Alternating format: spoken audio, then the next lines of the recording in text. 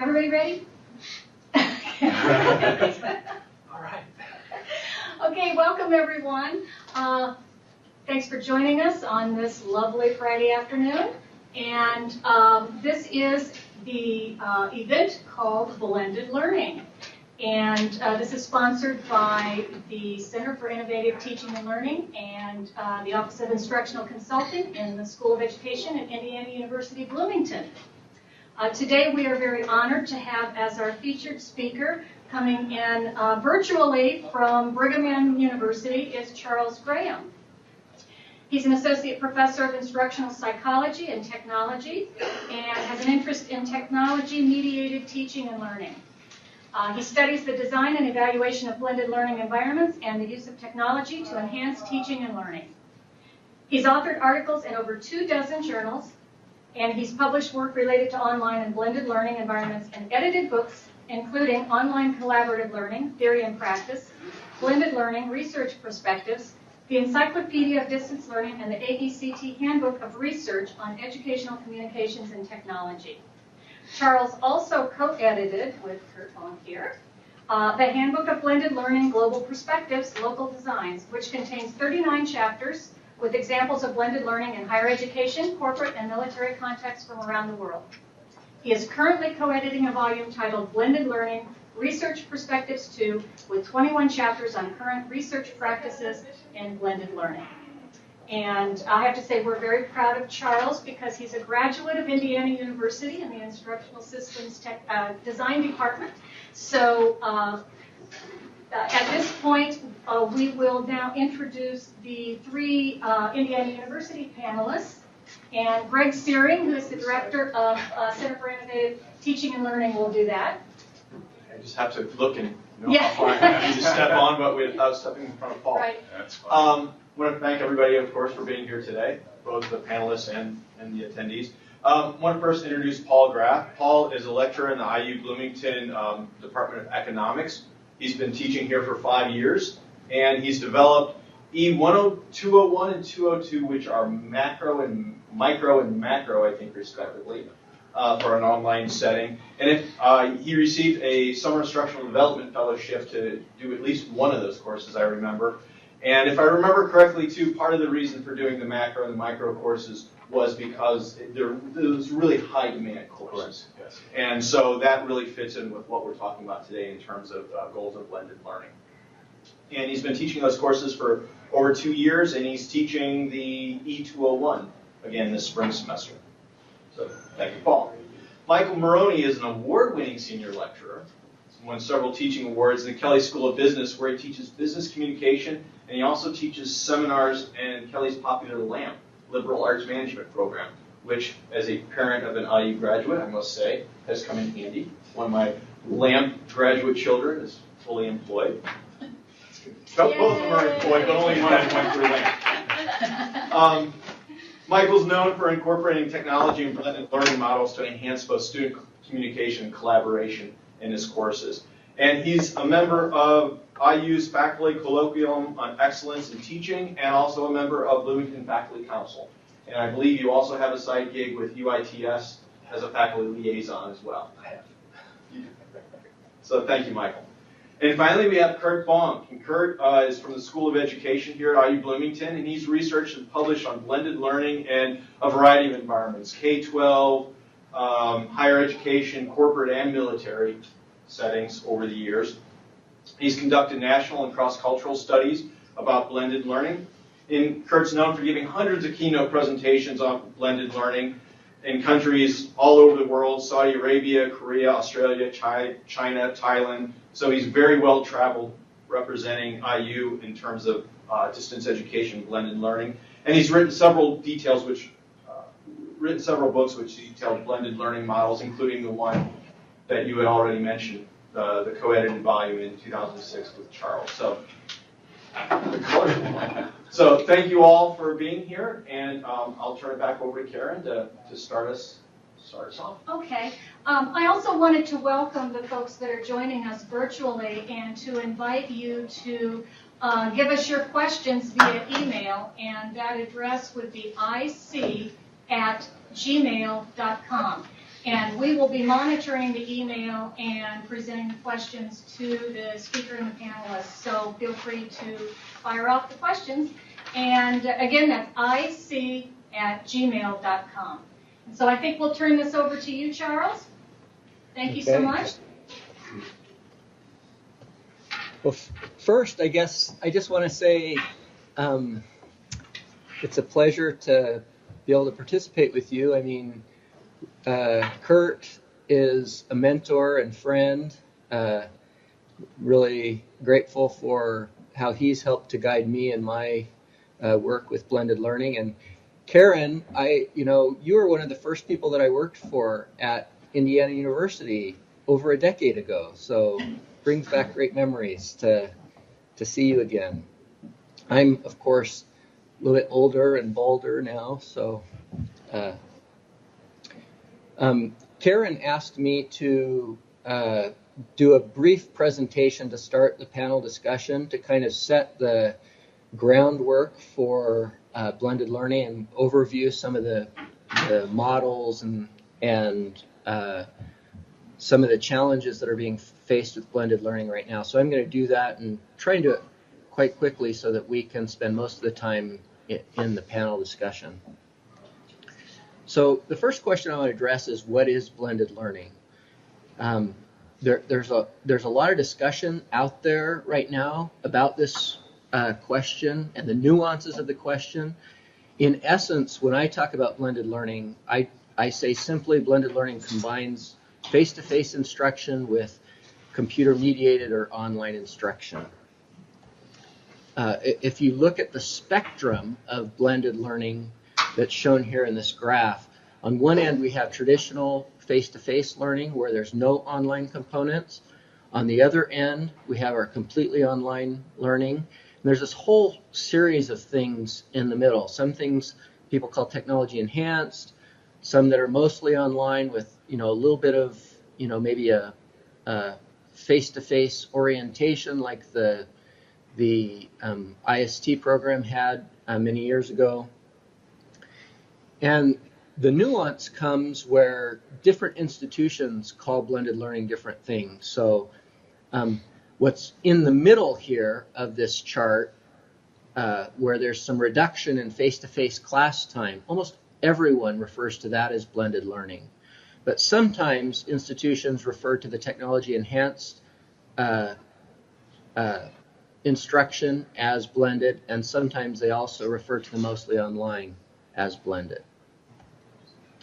So here's a good example. A few years ago, about a decade ago now, the Pew Center did some provided grants for 30 institutions to create courses that were to reduce cost and improve effectiveness. And this graph here shows how those courses, actually did that. And if you look here, everything in the middle are courses that combined online with face-to-face instruction in some way. So essentially what they were doing is blended learning on this spectrum somewhere. From the book that Kurt and I edited, Ross and Gage had a really interesting quote that I think really epitomizes what we think about blended learning. And really it's that in the future, our systems are not going to be differentiated by whether they're blended or not, as much as they'll be differentiated by how we choose to blend. And so I hope that will kind of pervade what we're, the discussion that we can have today. So the reasons for blending, the research tells us that there's 3 primary reasons why people blend: to improve the pedagogy, to increase access and flexibility, and to improve cost efficiency. And here's just a couple of examples for each of those categories. But faculty tend to care very much about the improved pedagogy. Students care a lot about the access and flexibility, as well as the pedagogy, of course. And we tend to get administrators caring a lot about the cost effectiveness aspects So if we ask ourselves what models exist for blended learning, there are lots and lots of models out there. And in fact, it's kind of hard to get you to wrap your mind around all of them once you actually start looking at them. I recently worked on an article that's going to come out in the book that Karen mentioned later this year, where we categorize the models in different ways. And I just want to put this out there as a possible way of thinking about the models. There's models that we call explore models. Those are really, if you think about scientific research, you think about someone like Darwin, who went out and explored the Galapagos and did natural history research, where he looked at what existed and categorized and defined the things that existed with the finches and others. That's a lot of what the research in blended learning is doing right now, and the models, is that it's trying to define what blended learning is and then trying to provide categories about different kinds of blends. We also have explain models that are really trying to show causality, show how one aspect of a model affects something like learning effectiveness or student satisfaction. And then we have design models, which are really trying to show how a whole course design or a whole program design can affect or impact certain outcomes. So now I'm just going to present a bunch of the different models that are out there so that you can see, so you just get exposure to them. And someone who wants to look at these more deeply can look at the references or go back and actually spend more time looking at the archive of this video. But this graph shows some blends that actually are location-based blends, where you have a classroom with an instructor and students, and then you're connecting either online with those same students outside of class, or you have students that are different students from the ones in class who are connecting, which is the center model here. Or you can blend by having a face-to-face class and bringing in instructors or experts from outside using online technologies. Here's an example of that that was done at BYU, where we have a class here that's taught as a normal class with an instructor and students face-to-face, but we have other students who are at a distance who are connecting via the internet to this classroom. Probably one of the most common models of blending is what we call a time-based blending model, and that's where in a class we switch back and forth between doing face-to-face activities or units and online activities and assessments. So you can see here, we may meet face-to-face here and then do a bunch of online stuff and then meet face-to-face here. Some of the most prominent models that are used out there are three that I'm going to share. Well, I'm going to share two with you, but I'm going to show you three here, just highlight three. But one are a set of models that came out of research that Twig did with the Pew research. We have some models in K-12 education that are quite recent. I'm going to share a couple of those with you. And then there are some corporate models too that are out there, and I'm not going to really focus on that today. So the Twig research looked at 30 different courses that were developed to try and improve cost efficiency at the university while also increasing learning effectiveness. And these are the models that came out of that. The supplemental model, where basically a small portion of the lecture portion of the class is kept intact, but then online supplemental materials and online materials are provided to augment that. We have the replacement model, which is basically the time-based blending that I showed you before, where you reduce some of your face-to-face class time and replace it with online activities. We have a buffet model where basically, this is very similar to Brian Beattie's HighFlex model, where the students are given multiple ways of achieving the outcomes. Those can be online or face-to-face. And students are able to choose kind of in a buffet mode what they want and what they don't want. Fourth is the Emporium model, which basically eliminates class meetings altogether. It substitutes the class time with Learning Resource Center or lab instruction that has online materials and on-demand personal assistance and tutoring kinds of experiences. And then, of course, we have fully online. Oftentimes those bring in some kind of minimal face-to-face tutoring component.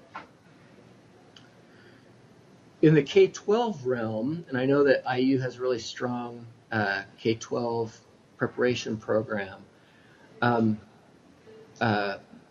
Heather Staker and Michael Horn recently have shared some important models in this area that are kind of the de facto in the K-12 realm right now.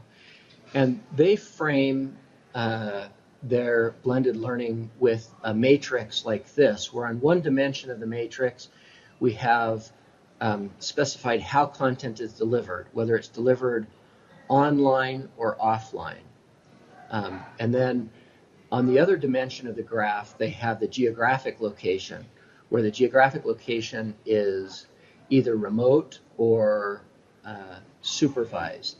Now, K-12 blended and online programs have a special constraint because oftentimes that supervisory aspect of the blended learning is something that we expect the K-12 schools to do, whereas in the higher ed context, we don't require that supervisory context. So here's the matrix, and they looked at dozens of different blends and mapped them all over this matrix.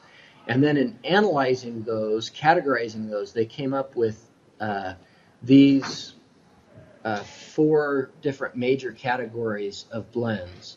One that's what they call the rotation model, which is a kind of time-based blend. A model they call the flex model, a self-blend model, and an enriched virtual model.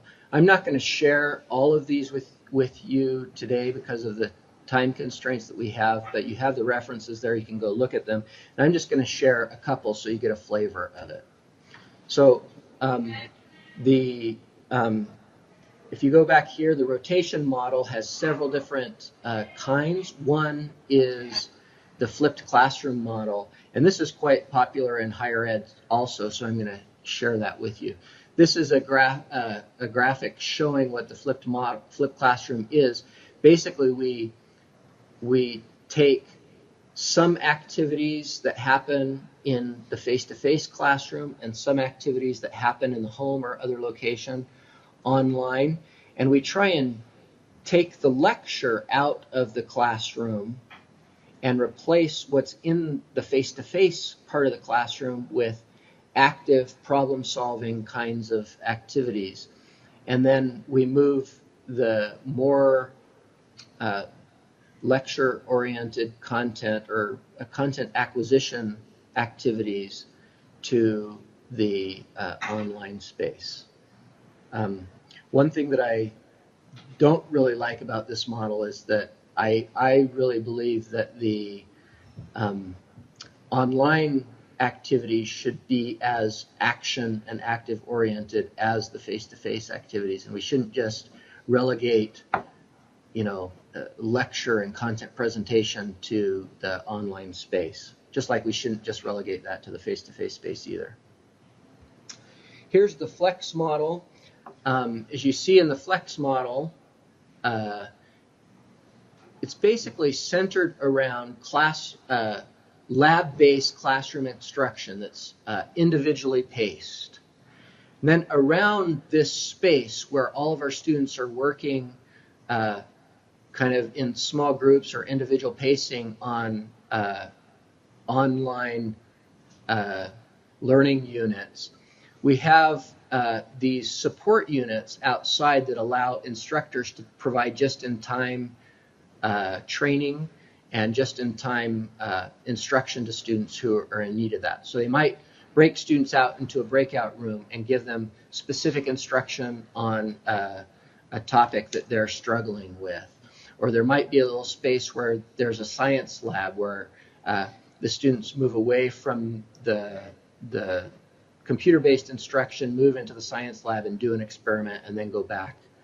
So this is the flex model. Name comes because the face-to-face components that support the online learning components are done in a flexible manner based on the needs of the students. So the next question that I'm going to briefly discuss are issues and challenges faced with blended instruction. There's a lot of things that I could say here. I'm just highlighting three that I think are critically important. The first challenge is that we need to use blended learning to make learning more active, and that's both the face-to-face and the online components. I see blended learning as a way to move us from a passive, more transmission-oriented approach to learning to a more active learning approach in the classroom and outside of the classroom. Garrison said that the real test of a blended learning is the effective integration of these two components, the face-to-face and internet technology, such that we're not just adding on to the existing or dominant approach or method. We're also told, Dillenberg said, our challenge is to explore ways in which tools differ, which online tools basically differ from face-to-face interactions. We don't want to try and replicate what we can do well face-to-face online. We want to find the weaknesses of what we do, what's not easy to do well online, face-to-face, and do that online. And he also says distance education environments should not be designed to imitate traditional campuses, but to exploit features that are specific to interactions at a distance.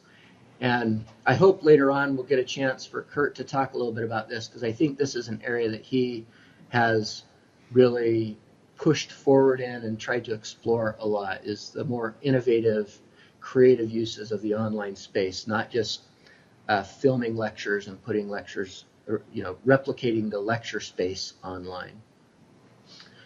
A second challenge that instructors face is what we call a course and a half syndrome. As we move instructors from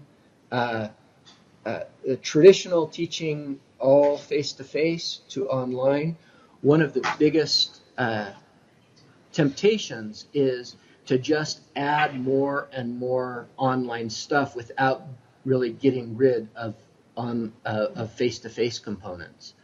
And so a big challenge when we do blended learning is really to do more comprehensive course redesign, where we rethink our learning outcomes and we think what can be done best by a human, what can be done best with the tools that we have online, and not just add and add and add to a course, but be very careful in how we eliminate the worst of both environments and add the best of both environments. The last challenge that I just want to focus on is the need to develop blended learning models that focus more on the pedagogical dimension. One of the things that we see with a lot of these models, the ones that I've shared with you, is that they focus a lot on the physical dimension, what the classroom looks like, what the temporal, the time looks like with the blend, but they don't focus on what the teacher the pedagogies that the teacher is using. And I'm going to talk about that a little bit more with this graphic. What I've tried to do in this graphic is show how a design can be broken up into layers. This is something that I've learned from a colleague here, Andy Gibbons. There are many potential layers. I've just shown 2 layers here, the physical or the media layer and the pedagogical layer, which is, often deals with the method. And one of the problems with a lot of our models right now is that they really focus on that physical layer. So they're telling teachers what to do with the physical layer, but they're not helping teachers design in the pedagogical layer as much. And so when we make changes to the physical layer, we can really affect the access and cost directly, but with changes in the physical layer, it's difficult to directly impact the learning outcomes. Now, the changes in the physical layer do affect what we can do pedagogically, but it's that focus on the pedagogy that we need to pay more attention to. One more slide for you, future directions. This is really Kurt's area of strength, I think, so I hope he'll chime in this panel. But I'm just listing 3 things that I see as trends moving forward that will make blended learning environments stronger. First is we're seeing a lot of push towards the use of learning analytics that will help instructors be able to teach students better, but also allow students to be able to monitor their own learning and manage their own learning better. A second thing to look for is an increased dependence on open educational resources. We're seeing a lot of this happening with the MOOCs and with e-textbooks and those kinds of things. Then the last is to increase our emphasis on learning outcomes and competency-based learning. So I think we'll see blends that, rather than focusing on the way that we get to the outcome, clearly specifying the outcome, and then letting students and faculty choose the paths to the outcome, whether it be an online path, face-to-face path, a combined path, but that the outcomes be the thing that's most important and that the path be something that can vary among the learners. So that's the brief overview. Karen, back to you. Hey, thank you, Charles. Thank you so much. I think that we'll proceed now and see if there are any questions from our folks that are here that could be presented to Charles and to the panel. Anyone have any questions? Okay, so we're staying with our 5 general questions that we started with, it looks like. A lot of people have, a lot to learn here as I've talked to people. So why don't we start maybe, everyone's aware of the questions. What is blended learning? Why would we want to blend? What current blended learning models exist? What issues and challenges are faced when blending? And what are the future directions of blended learning systems? Maybe we start with Paul Graf and choose one or more of those to give your views on from your experience.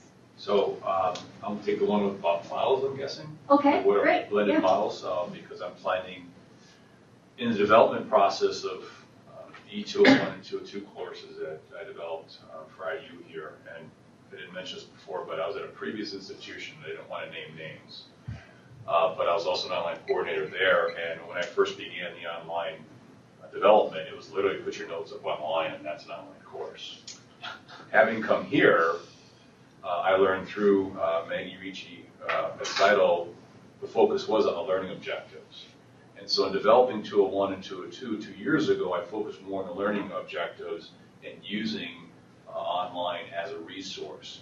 What I've also found is that taking some of the things I learned in the online experience and the activities we did and what exactly do I want to assess, I started bringing it into my traditional class. And so I am kind of moving towards that middle you described earlier there, Charles. So for me, I'm trying to figure out exactly what model works. And as I'm starting to learn here, once again, it's the students, it's their demographics. What do they want exactly? And so right now, I'm not certain what the exact model is either. All I can tell you is in the traditional sense, I'm moving a little more online. And on the online, believe it or not, I have students that still come to class. So technically, it's called an online class that I'm using, but some of my students still choose to come to class, which I find interesting because I think they never want to come. But, so in terms of the modeling, I do see something with the blending of that, with the focus on the learning objectives, and then creating activities or assessment pieces to see what they're going to see if they've attained that learning objective. What exactly that means, I don't know, except that I do some low-stakes testing online. I do some activities, and how then to check off whether or not they've actually learned an objective. I'm not there yet. So I'm just saying basically I'm moving there, but I don't know what the exact model is, but I'm getting close. Okay, Mike? Building off of that, a few years ago I started teaching in a team-based learning model, and so I was flipping the classroom basically, and so I had a lot of online materials, and even at that point I was asking myself, is this a blended class or not? And what happened this semester is I and one colleague were asked to go to one of these time-based blending models where we're sharing a classroom. She teaches in there on Tuesdays, I teach in there on Thursdays, and so now I'm doing team-based learning in this blended model. And it's forced me to rethink how to do this readiness assurance process where you're testing your students on their. So I'm using different online tools for that, discussions and wikis. So that question has really been interesting to me. What is blended learning? And also to a lot of us. Yeah. I'm sure. Kurt? So, go ahead. Can you explain a little bit more about the team-based? What exactly, because I'm just so new to this, what do you mean by that? Well, the person who's known for kind of pioneering this is Larry Michelson. He was here 3 years ago at one of the Center for Teaching and Learning events. And basically what it is students are asked to do all their course readings, and then when they show up in class, they take a quiz individually, and then they repeat the same exact quiz in their teams. And he's developed this model where they have scratch-offs when they take their team quiz, and they know how many guesses it takes or answers it takes until they get it right. So, and what he has found consistently through the years is that teams outperform the individuals, and so it teaches the people in the class a lot about their own teamwork skills and communication skills. And, yeah, so that's how that sets up active learning activities that follow from that. Anybody else? Wait, Kurt? I'm going to discuss the models as well, briefly, as well as why blend. I also, at some point, want to come back and share a few resources that people should be aware of. Charles, by the way, wrote the introductory chapter of this handbook of blended learning, and that's available for free. So all of you watching remotely can now access Charles's brilliant chapter 1 in that book. If you go to publicationshare.com, you can get chapter 1 and chapter 39, which is my chapter on the future. Publisher let us put them up for free. So that was nice of Wiley/Pfeiffer Publishing.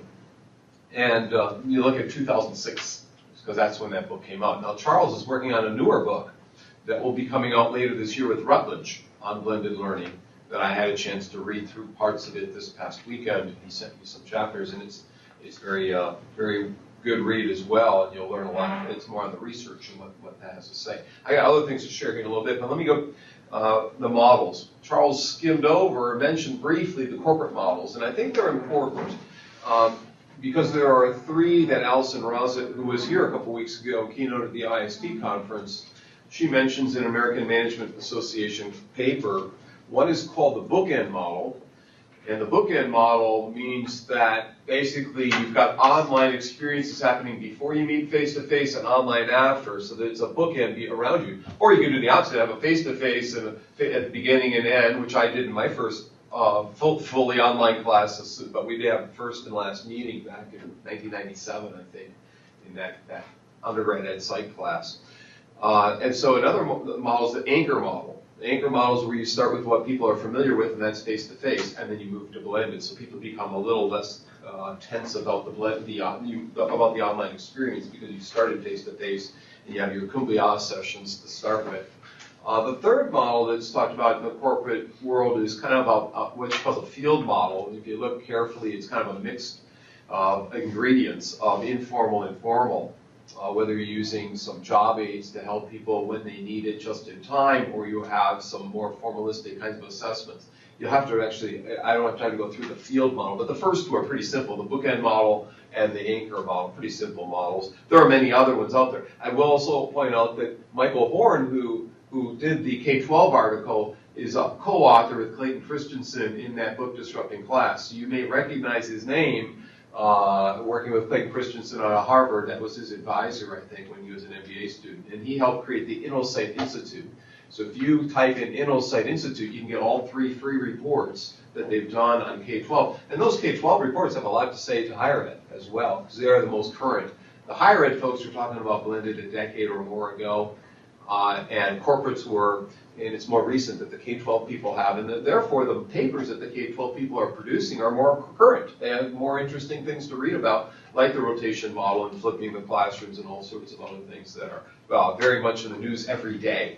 So Michael Horn is an interesting individual who actually, in my class last fall, he came in and talked. He started my class. I didn't even introduce the syllabus. He was the first thing. So getting into why blend, the other part of this is you can this place, the School of Ed, was designed to be a place to experiment with technology, and much of this campus as well. Whether you're in the School of Business or somewhere else teaching economics on this campus, we are charged with that. And so one is to experiment. Two is you can bring in students from remote regions of Indiana. I've had students through video conferencing in this room come from IU Northwest and Richmond and New Albany and all over. So you can extend your student population. But you also can extend the teaching population that you have and team teach with Charles and BYU or with other people around the world, or bring them in as experts and so forth. So you're extending the expertise of the class. And I brought Michael Horn into my class last semester. This coming week, I'm bringing in Jay Cross, who coined the word e-learning, and some serious gaming people from Coventry next week, and others. You can bring them in almost any time. That you want. Sometimes with just a few minutes notice, but you want to give them a few weeks notice, but and so you create a little variety with the class, you create a little more spontaneity, and also you create this sense that it's a learning environment out there. You're not just putting up, as you said, some PowerPoints that you've scanned in and plopping them up on the web. You're really creating something that's much more elegant, hopefully, than that. And so just briefly, a couple experiences with blended. In 1997 and 96, maybe we started 96 to about 2000, we had the Interplanetary Teacher Learning Exchange called TIDAL. We had teachers, pre-service teachers in Finland, Korea, Peru, the UK, all putting case problems of their respective schools that they see during field placements, and we solved each other's online.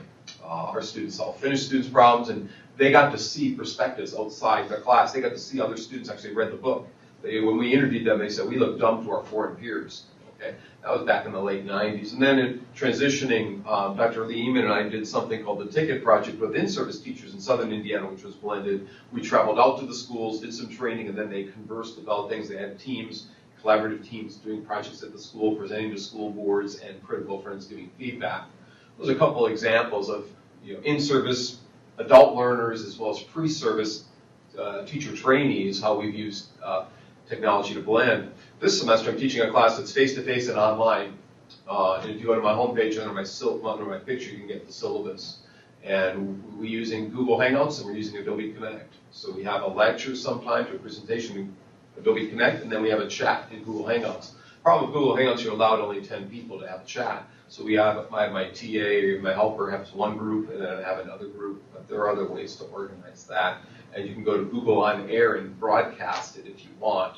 The problem with that is that everyone around the world can listen in, unless you privatize it somehow. So we are using Google Hangouts, we're using Adobe Connect this semester, but I've been experimenting all along. Those are a couple things about why Blend. I do really think it enhances who you are as an instructor and makes it much more fun to teach and much more fun to learn. And I think because if you're going to have fun, I think you get more engaged and you do dive in when you see other perspectives. You actually are forced to read more and learn more than you would have just coming to hear the same lecture. So I'll stop with that. I have other things to say, but let's go on. Okay. Maybe people remotely have questions. That's right. Do you have any questions Are there coming in people remotely? remote besides you, Charles? I think Inge is checking for questions. Inge is checking for questions.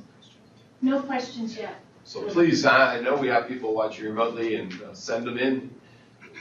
So let me just share a couple of experiences that I have. I think one of the things that is important when we think about blended learning is I think we know very little about what our students currently do outside of class when they're learning.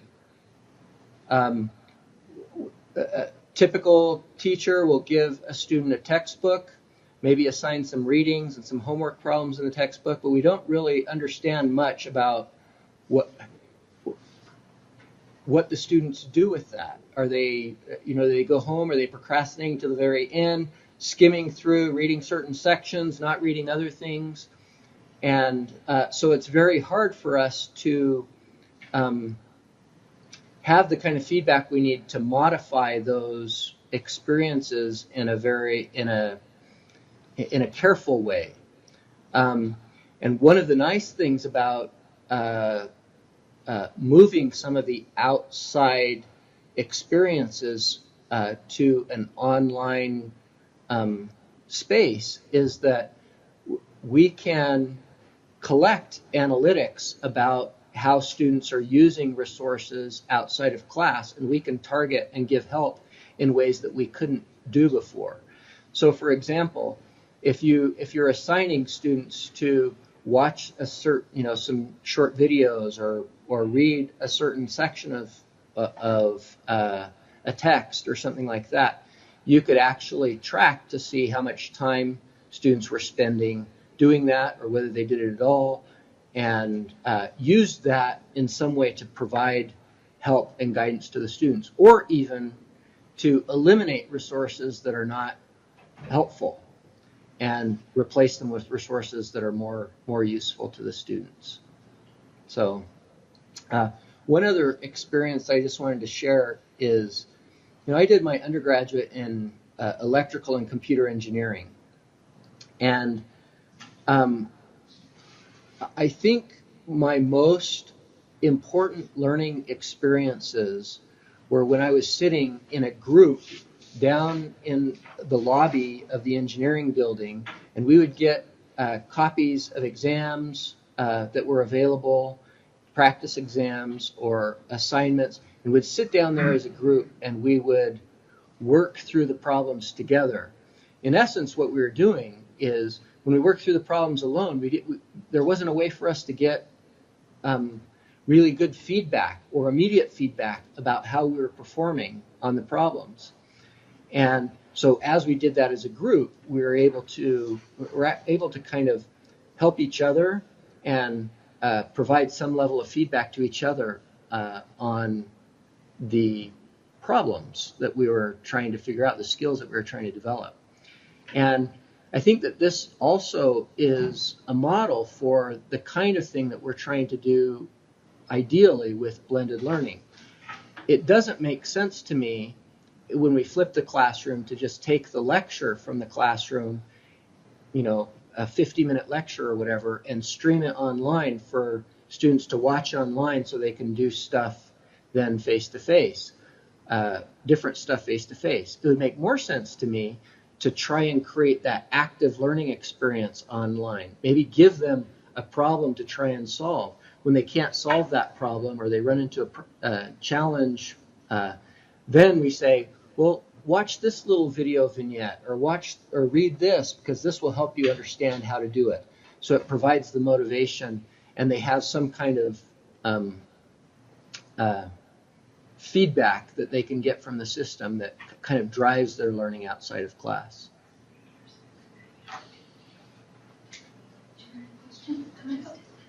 Yes, yes. Yeah, okay.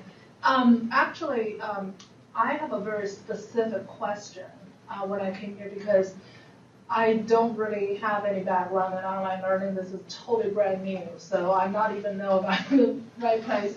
But anyhow, I've been teaching the senior level class, and actually many of our courses in our discipline have group projects. So the students over the years, what they say is they know that group projects, group work, teamwork is very important for their profession.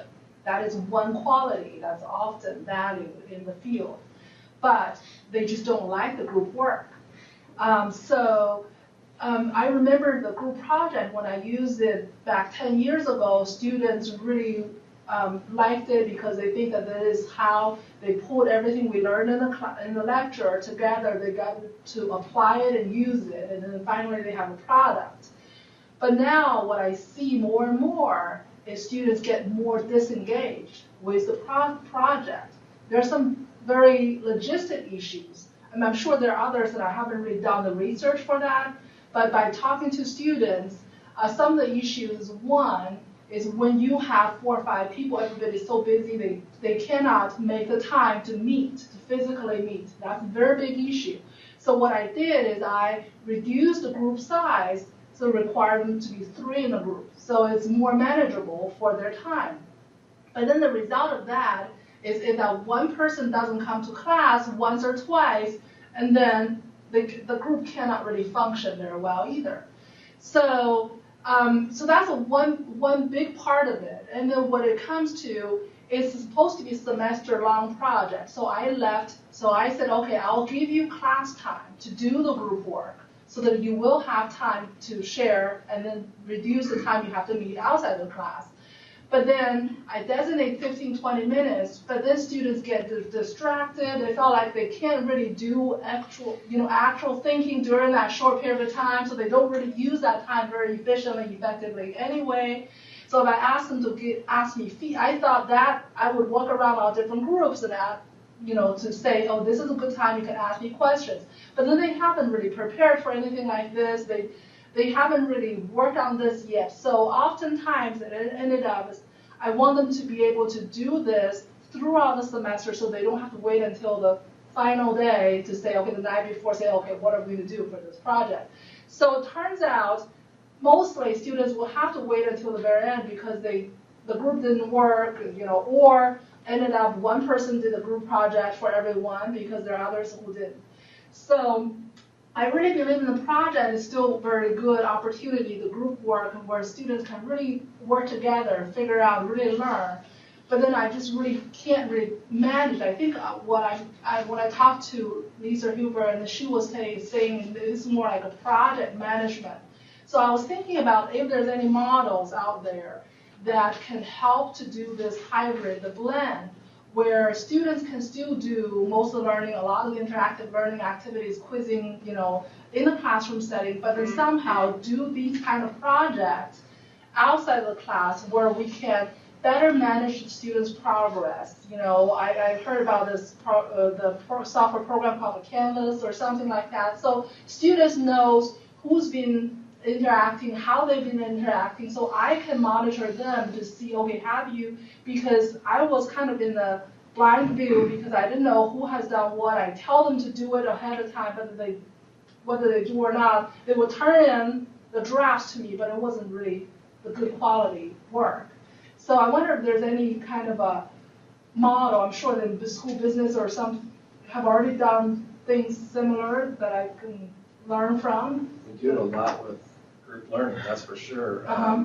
So this was the first semester that we moved to this meeting once a week and having half the class basically online. And the culminating project in our class is a team presentation and a team written report. And frankly, just yesterday I finished the the team presentations, and they were actually of higher quality overall than what I had when we were meeting twice a week face-to-face. So I did kind of just interact with my teams and talk to them about that. And by and large, the way my students felt was because this was a hybrid course, they did have that time in their schedules where they could meet face-to-face if they wanted to. Now I went and looked at, I used Canvas this semester and looked at the course stats on there. A lot of the teams were, in fact, using Google Docs. They used wiki pages. Their approaches to how to collaborate outside of classwork, they were very diverse in what they did. But one of the things I found was very important is all along the way, there were individual things that they had to do, prove to me that they could do it, and then they had to get feedback from their teammates, usually during that online portion of the week, and then they had to, as a team, bring something into class every week. And they would get feedback from me on that work that they did as a team. Even if it didn't relate to the final project, they were still developing those teamwork skills and also the skills required in the course. Do you think that, because I also, when I did the face-to-face, I also required the students to bring me drafts, bring me ideas, by this week, by this, and so I tell them to be along the line, do those things. But then what I find is they just kind of have a draft, kind of a placeholder right there, but then next week they might change to a different idea, they might, they forgot what they did. So do you find that when you do it this online in this way, the quality will be better throughout the whole process? I felt that way this semester. But I tend to think not in a complete draft of the final project. I tend to think of where should you be right now, and this piece of it ought to be really good at such and such date in the course. Yeah. And that's how I kind of went and planned the semester around those kinds of expectations. I have a couple of research papers we did at the School of Business on case learning and teaming and things like that. If you send me an email, I'll send you those. That'd be great. I wrote down 8 little tips real quick. One is, I didn't have, you mentioned it as number 8, and I was using Canvas, and you mentioned using Google Documents or Wiki Spaces, a shared space for that teaming to occur. We use wikis a lot for that to occur, and you can check in on them if it's public or if it's semi-private for your class only. You can give them some feedbacks in there. But the other 7 are not technology-based at all. I mean, they are wrapped around this. And that is to bring back prior students that can serve as mentors and guides to the teams. And number 2, they can also give testimonials of what happened last semester and when they got bogged down, when things didn't work, so students become meta-aware of the problems that teams could face and advice that they could give on how to work around that. You can also then save the best practice examples from those previous groups and make them available. And as you do that, you're also going to create job aids or scaffolds for your students because you know what didn't work previously. When Nari Kim and I, who's now up at Oshkosh, I was presenting to her class earlier this week online, but when we were talking about doing wikis and wiki-based research, it didn't work that well the first semester, but then the second semester we just created guides, and we did cross-cultural things between China and Taiwan and Indiana State and University of Houston and other places. So Nari and I and another former student, Mimi Lee, we did learn from the mistakes we made. And you're learning from your mistakes, and so planning more job aids, but don't just rely on that. Rely on prior students, rely on the teams themselves to organize, get testimonials, best examples, and then you have management, and you can reform. If it's still not working after all the things you plan way ahead, and you have these drafts to a different point. If it's still not working, you give some management. You work with the groups that way, and if there's someone who's slacking off and 2 people are not, you put them in a group where they can be active, and the people who aren't participating are going to lose their points. So there are ways to work around that too. Yeah, that's what I was doing that, in the classroom setting. I think that I'm hoping that with the online portion of that is basically, I understand that a lot of students have to work outside the classroom, so it's difficult for them to meet physically.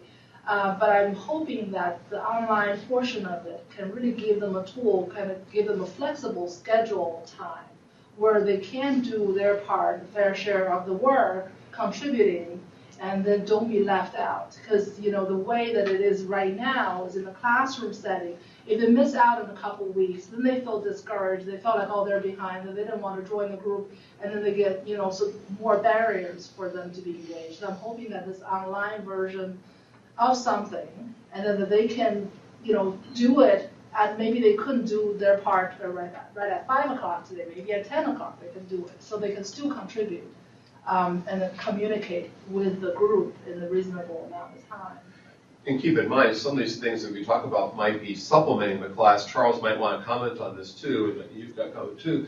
But these might be just considered add-on. There's definitions of blended where 20% or more of the class is online, or 30% or more they consider to be blended. This might be a supplement if you're only using a tool, one tool here or that. I don't make that distinction personally. I'm more broad in my definition of what is blended, but we could go on and on about that if you want to add.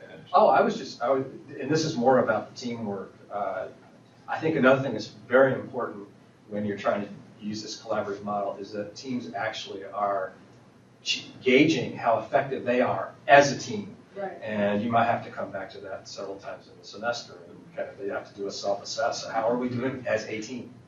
And can we trust each other? I mean, I think that's really important. And you can do that online. Charles has a comment.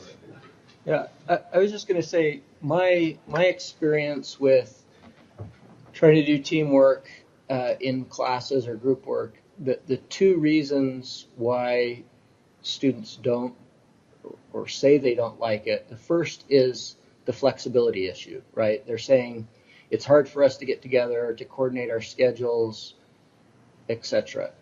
The second reason is for assessment. They're worried about being assessed based on the performance of their peers. And I think that blended learning can really the online learning portion of a course can really help with that first one, especially because it can provide the flexibility. Like Michael said, if you're doing time-based blending and they meet one of the scheduled days for regular instruction with the instructor, but the other scheduled day they're not meeting with the instructor, they have that time blocked off in their schedule. So that time could become a time when they work face-to-face with their team if they want. They can't say, I don't have a time that we can all do it, because that time's been blocked off in the university schedule for them. The other thing is that there's opportunities for them to work asynchronously and to do some things asynchronously, and that can be really helpful too. I loved how Michael was saying that he let the teams choose the tools and the pathways that were most efficient for them. So some use Google Docs and some use a wiki, and others, the teams I've found that the youth at our school are coming in with quite a few technology skills and tools that they've already used and know about, and they have that ability to say, hey, let's just go do this in Google Docs, or let's do this in some other tool, and giving them that freedom, I think, is helpful too, because they use those tools for their work in other courses and in other places. I'm going back to. We have questions on that, but 2 questions. Do you have any experience with doing face-to-face through technology so that they have teams but in separate places? I do language learning for less commonly taught languages, and if you have, usually it would be more common to have people in different places learning from each other. And I'd be very interested in what you can do with a team that are all in 3 or 4 different locations, and just a small team, 2 or 4 people. Do you have any experience in that? Well, the only thing I'm trying this semester, I teach large classroom settings on campus here. I try to institute some of that collaborative learning in the classroom. So I actually put them in groups of 5 or 6 inside about 60 groups running. The only problem there was the infamous time constraint. Because by the time you get them down, you start to sit down, you don't know how much to judge. And so I'm finding I have to reconvene that. And again, moving more towards a blended learning model where you take away from the instruction piece and provide them enough resources to work in that group. But once they get the time to sit down and work together, it does seem to work. But right now, I'm just running into a time constraint. So I think it can be done, is my point, in that you can set up these organizations in a large classroom setting, set up Woodward Hall, and put them in groups. Mine are typically groups of 5 or so, and let them go out and have myself and the assistants going out helping them out. But you've got to give them enough time in a traditional setting, because then they got to go to the next class, or there's confusion, and if one doesn't know, then it's possible others But they're don't. still all in one room. Yes, right. They're still in the same room. We're all I'm together. talking about people who are in different cities and different states or countries. Okay. I know. You know, via Skype or something. Kurt, you've had experience with that. I've had one, but You saying that they're doing teams in a city in Germany? Right. If you get somebody, a group of people who are interested in Tajik or Gujarati or Azerbaijani, you're lucky to find 4 people in the United States who are interested in that. And so they're all going to be in different locations, and how could you build a team so that they have some face-to-face time? Is that possible? Have you any experience? Well, what you can do is you can say, if you're going to have teams of 4, you can make certain resources available for team member number 1, team member number 2, team member number 3, team member number 4. It's just called jigsawing it. And so you've allocated, and you give each person enough stuff that they have to become an expert at one aspect of that. And so when they form as a team in Skype, each one has done a different piece of an assignment, and they have to work on their respective expertises and bring that together.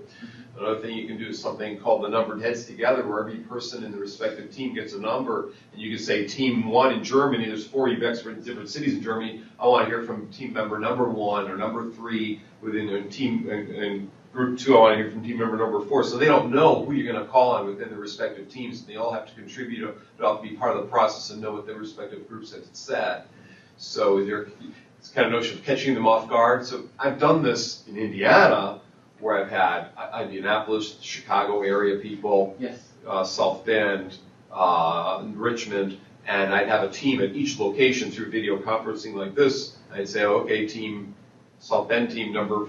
But at each 3. location, you have multiple people. But in that case, I have multiple people. But we've also done it where I've had one-offs at different locations, and I try and pair them out. But it can become, if you're all in the Skype together, we're all in a video conference together, you have to have different sites mute their microphones. So that the respective team, where you have a larger sample, let's say you have Bloomington students that has a larger sample, a group, but then you have some remote people coming in from one-off places, you have them leave their mics open and talk to one another, while the people who might be local, a larger group, mutes their mic and works together. And so that's one way of working around that site. Something I've done. And at one point, Charles was raising his hand. Charles? Do you have a comment, Charles? Yeah, I was just wondering, is the purpose of the groups, is it language learning that you're talking about? Right. Or is it Language acquisition.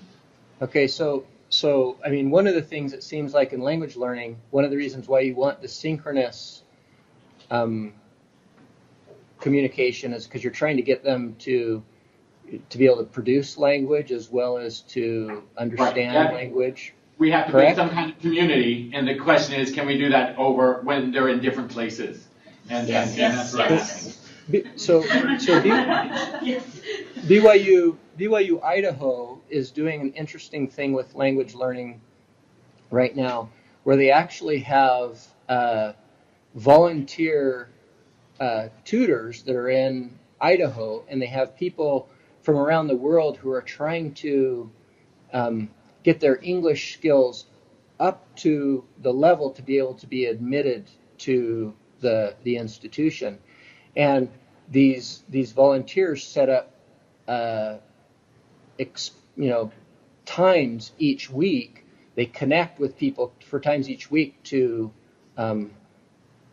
engage in talking activities, and they have tasks around those talking activities, which would. And is that basically binary between 2 people, or is that 3 or more people? It's between 2 people, but you could it'd be a little logistically a little more complex, but you could do the same thing using a Google Hangouts or even Skype, which allows multiple people to converse together. One other idea that I had about this is something that was tried at BYU Hawaii. BYU Hawaii has they service the whole Pacific Rim, so they have people from the islands that are coming in that don't speak English. They have people from China, from Japan, all of the Asian countries that want to go to BYU Hawaii. And many of them don't have the language skills that they need. And many of them are living in places where synchronous video connections are not very good. So trying to do a Skype with someone on one of the islands might be difficult. And they used the asynchronous video capabilities. They were using Canvas, but there are other tools that have the asynchronous video capabilities too, which basically allow you to do kind of like an email back and forth or a discussion board, but instead of posting in text, they're actually posting a video up.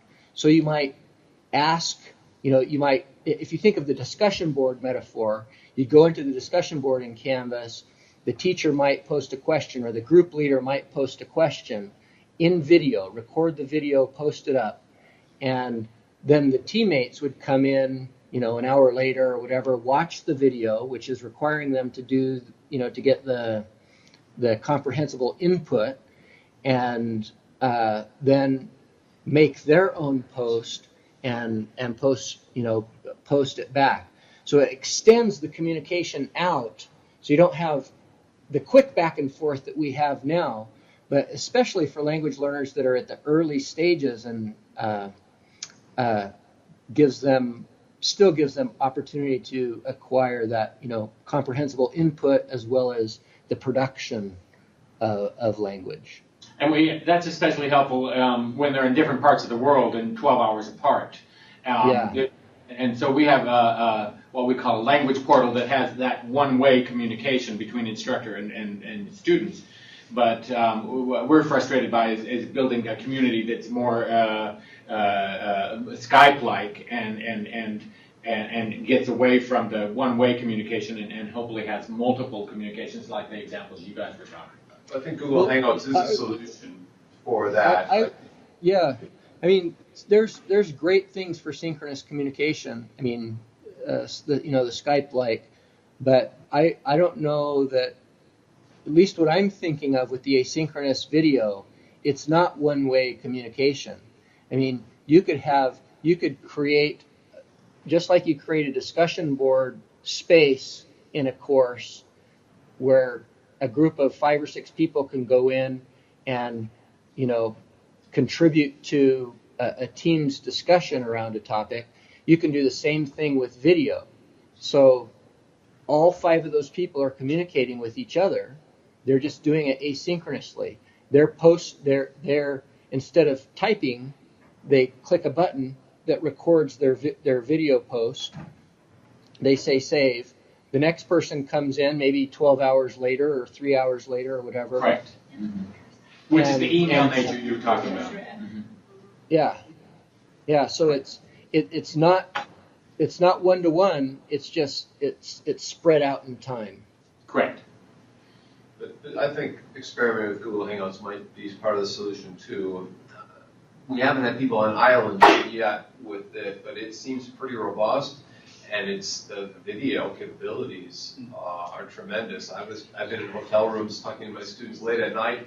They're in China and Beijing, and they're in Cyprus, and they're all coming in with full motion, and their audio's great.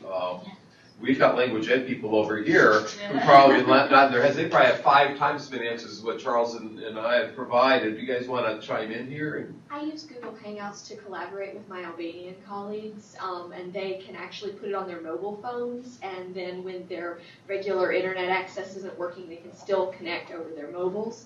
And so when one of them was in Greece, actually, and one of them was in Serbia, and my colleague was in Nashville and I was here, we were all in Google Hangout at the same time collaborating. But the only problem for Google Hangout is that you can have only maximum of 9 people together. So if you have more than 9 people, then you cannot do it. That's the maximum for 9 or 10, something like that. Yeah. 10 counting you. Okay. Yeah. And we were talking about the other thing is voice thread. Voice thread, it's just like a voice recording, and so you don't have the limits of the 12 hours apart because one student can record, and about 12 hours later, another student coming can still hear it. And the whole thing is you have the records from the very beginning to the end, so you can listen to their differences. Yeah. You can know the differences between them. That's great. I think that playing on what Charles had said too is the learning analytics that come through this voice thread as well too, is you can really see where the interactions are, who picks up on which parts of the conversation. Yeah, and you can watch the same thing in Google, like Google Docs will let you see the record of all the changes that were made to a document over time. Yes. And that plays into the group work too, because you can see exactly who has contributed what. Right, exactly, because otherwise the team members want to, because I tell them to come to me early on, but they wouldn't until they turn in the final project. They say, well, actually, so-and-so didn't work, and so I think this way I wanted to have a way that work, I monitor everybody, so that everybody else can monitor their group effort too, right? Yeah. And it's surprising what, I'm sure there's islands that are, that access is difficult, but we've had very good Skype reception in Tajikistan, Afghanistan. Of course, there's lots of places in these countries where that just doesn't exist. But the people who are interacting with us have it on a regular basis, and that's encouraging. That's great. So I think this also applies to if we want to create online degrees and where people from all over can do it, and they can still, I guess, this partly applies to online programs that have students from all over the country or all over the world. Not just, I'm saying not necessarily just language learning, but probably other kind of programs too. I've got a question, or to throw out a scenario or a situation and get your all input on it. Years ago, I worked with I might call it a hybrid within an MBA program. But essentially what they were doing was they were back on the old iHeads network, for those of you who knew iHeads, and it was 2 hours live video, satellite uplink. And what they were doing was they were shifting, because of the cost of that satellite uplink, they were shifting from 3 hours on satellite video to 2 hours and then 1 hour online. So it was still kind of getting at it in a different situation, still getting at this hybrid. But back then what we were starting to notice and struggle with was students valuing the different types of interactions at different levels. In this situation, in a couple of different classes, we noticed people starting that seemed to value the traditional class time, even though traditional class was video-based. But they were valuing that more traditional format more so than the online. And we were trying to work out ways that we would integrate the different activities, the online and the live, together better. But we still started seeing differences in how students reacted and valued it, and how much commitment and time they put into the work there. And I was wondering if you've all experienced those types of situations in hybrid or blended classes, and what types of things we might be able to do to encourage a little bit more of a balance in terms of how much the students value. And Paul, I particularly would like to hear your input on that, because I know that your classes are weighted heavily online, but you've also said that you're starting to see students kind of show up in the face-to-face sections. And so I'm wondering about it, is it familiarity, is it value, and how do we start to look for a little equilibrium on that? Sure. Just recently this semester, right before coming to the panel here this week, I polled some of the students and got some decent responses. The ones that had showed up, part of them just liked that structure, I think. So I think ultimately we're getting down to kind of like a preference in terms of the students will start and prefer that it's familiar, I guess is my point with that. In the beginning of the semester, this has happened all the times I've taught online classes. There's a significant number of students that show up in the beginning, but then as they realize the resource available to them outside, and maybe part of it's the 8 o'clockness of it. I do one notice is 8 o'clock in the morning, so I noticed the drop off very quickly this That's semester. strategic. And I even brought some email suggestions, again, that the students were kind enough to share, and it was that convenience factor Charles had mentioned earlier, where it's just, I set my alarm for 8 o'clock, but I kept hitting it off, but I could always watch you live, because we had a live camera, and then it was downloaded as well. But the students that kept showing up, again, I was intrigued as well, because I kept thinking to myself, you can watch this, why are you coming here? And one of the responses was they preferred that interaction. And again, I think it's still a minority part with that. Most prefer to do it online, just watch me from a distance, if at all. And the other one did like that structure because they said, well, I'm up at 8 o'clock anyways, I might as well come. So I think it ultimately comes down to student preference, but given the choice, I think more of them do prefer the online portion of it with the option to go. And again, obviously around exam times, I would see more of them show up. I don't know why there. Maybe it was guilt or concerns or something, but you see a little surge. And then, like I said, just I would say about 10%, if I were to throw out numbers, 10% would be there on a regular basis. Closer to exam times, closer to 20%.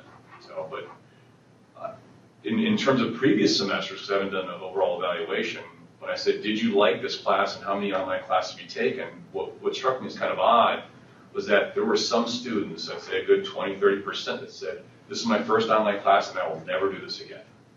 Because I think, again, all the responsibility, at least in terms of a mostly online course, falls to the student, and they lose sight of that structure. Or even one of my students emailed and said, love it online, however, I never read the chapter until before the assessments due. I keep promising myself, and because they have the time to do that when we have, because the class is still structured, there's time set aside, but there's still some people that wait to the end, even on the individual pieces. So I think ultimately it does come down to student preference, and I don't know how to, as an instructor, to say, okay, you're probably better suited for online environment, and you are more in the traditional or somewhere in between. Could you do some kind of online quiz, pop quiz, that would allow them kind of a kick in the pants online, and say, look, you really should be keeping up here, even though the test is 3 weeks away? Correct. I do actually have weekly quizzes that are there, and they're structured. And again, in this group, what's surprising this semester, and again, it's the first time we've done it in traditional semester mode, was the number of students completing it. And again, it's kind of hard to compare versus the traditional classes I'm teaching right now, but the percentage over 90%. So they know the deadlines. They're still doing it, but as the one student said, she's still finding she's cramming right before it. In terms of surprise ones, no. I just basically give them the whole syllabus, everything's structured, it's loaded up, ready to go. And so they know that these small assessment pieces are built in, and then the exam comes a couple weeks later. So I try to keep that encouragement and try to keep them on track, knowing that there are a lot of students out there that say, oh, it's 8 o'clock, I don't have to go, great, I'll just do it later on, don't worry, I'll watch the video, I'll do it later. But I still put in these strict assessment pieces to make sure they're on track. And so that way they can at least assess it. But nothing popped, nothing surprised in the sense of they're going to be aware, they're not aware of it to keep them on track in that. Yeah. You could even have a pop quiz that say you have to turn this in within 24 hours for those who are, 12 hours distant from us. Yeah, that's true. Yeah, I never thought of it that way. I think that one of the things I noticed is that it's kind of variety is the spice of life. I guess two things. If the online and the in-class portions are very integrated, so you need to do the online portion and the in-class portion, and they all kind of swirl together, the more I found my students pay attention to both pieces. But the other is about variety and avoiding just a routine. So some weeks maybe they have to do a discussion online. Some weeks they have to contribute to a wiki and they have to build off of each other, almost like a conversation. Some weeks they have to build an infographic. Just whatever. So I try to do something a little bit different every week, and it seems like the students engage them. But the integration with the incorporation where things all swirl together is really important. The variety does help. I've flipped this semester. Started with Google Hangouts, then went to Adobe Connect, and I've been going back and forth, but I'm actually working on a book called Tech Variety on motivation retention online. I'm on activity number 100 of 100 since the fall semester started. I haven't had a chance to get back to it, so I'm on the final activity for the last 7 months. It's driving me crazy. But I plan to give that book away for free, so if anyone wants a chapter, I can give you most of the chapters as drafts. They still have to be copy edited, but the Tech Variety model is 10 principles of motivation. I won't be going through them all here, but into feedback. So Tech Variety is tone, encouragement, curiosity, variety, autonomy, relevance, interactivity, attention, and yielding products. There's one I skipped. But so we're going through those, and we'll have 10 examples for each of the 10 principles of motivation, or 100 ways to motivate students in online environments. And we could just email you and sure, I'll be happy share. to send you the feedback chapter, the autonomy chapter, the meaningful relevance chapter, the goal setting one, any of those. But you can ways to get at your earlier question. Self-testing is one thing. Surprise testing is another. This week I just sent my students watching online, I just sent them the stats in on-course of how much they participate. I thought, they're going to be mad. I was pointing, and they were very grateful to get that. I didn't realize I haven't been participating for a couple of weeks. They were kind of, they claimed to be shocked. But no, I think they generally were, and so they were appreciative. I remember back teaching adult teachers with Lee Eman back in the from '98 to 2003, and the first time we did this in Southern Indiana, Central Indiana teachers, we told our grad assistant, Emily Hickson, and we also had Lisa Yamagata-Lynch and John Keller in that, but we told Emily, can you send the reminders to all these teachers about what this come and do? And because they're going to hate us if we send the reminders, and you're just the GA. The end of the semester came around, they hated us instructors, but they loved her because she sent the reminders every week when it was coming due. She was helping. She was helping them out. We thought they would hate those because they had, hectic schedules as full-time teachers. So one way is just a little reminder, little subtle hints and reminders. The students also like to hang. They like Google Hangouts. The disadvantage of Google Hangouts, I will point out, unless you go to Google On Air, it doesn't save, it doesn't record. So if you miss it, you miss it. Whereas Adobe Connect, you can archive it. So if you archive, if you got students in Albania or students all around the world, Google Hangouts will let you save it, and you can watch it and play it back later. That is helpful to do. Personalization is very important. Using their names is extremely important. Even in the summary conversations in on-course or a Canvas, just pulling out names of what so-and-so said and quoting them. And when they show up for the synchronous session, to mention and say hi, and just caring about the person that's there, not just about the content that you're trying to deliver, is one way for the retention to happen. Just early social icebreakers. What are you committing to in this class? What do you plan to do? And if they've posted their commitments, their expectations, they're less likely to drop because all their peers have read what they've committed to. And so if they've committed to doing this, and that, with adult students, I'm talking not necessarily undergrad, but returning adults, they've set goals up by having those expectations. They've set goals up by having those commitments. So even while we say these social icebreakers are not focused on content, I went from 30% drops in 1997 to 1999 having no drops by adding social icebreakers. So the social side is extremely important. And going back to the military research we did with the Army, they found 30% of online was social in nature, social interaction. They were happy with that because in face-to-face classes, they had about 30% being social in nature too. So a lot of people are looking at online as, we're not on task enough and all this stuff, but actually I built tools in the late 90s and Charles helped me build them to get people off task. We were building tools because the more off task they are, the more they learn their husband's a truck driver and they only can go on late at night because that's the only time the kids are in bed. The more you learn about one another, the more you have mutual knowledge, the more you have intersubjectivity. So these off task things are actually very important for success. That's the first principle, the 10 principles of motivating online. And I'm happy to send me emails. We haven't gotten any questions from the outside. Again, that email is ic@gmail.com. ic@gmail.com. Can I ask a question just for the rest of everyone here? We talk about all these extra activities you can do online. Where do you draw the line, I guess, in terms of, you talk about variety. And so I worry about, okay, I want to do this and I want to do that. I mean, do you have to substitute something out in place of that then? Charles was getting at that early on about that second issue, right, with blended learning, adding too much.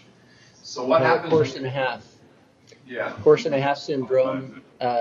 Typically, we see this very commonly with faculty who are teaching fully face-to-face and then try and move into a blended context without, completely redesigning. They just add more and add more and add more without really taking away anything. So, what was your question, though, specifically?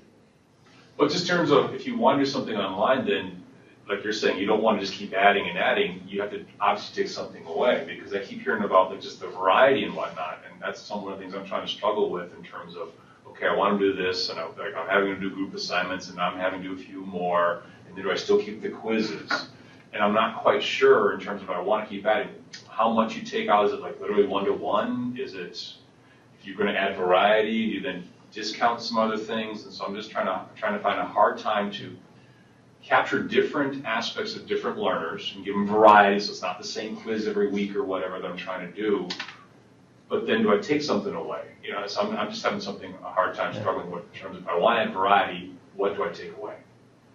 Charles, you try first, and I've got something to add to it. So okay, I was just going to say, the thing that I love about your question is that is where the expertise of a teacher comes in.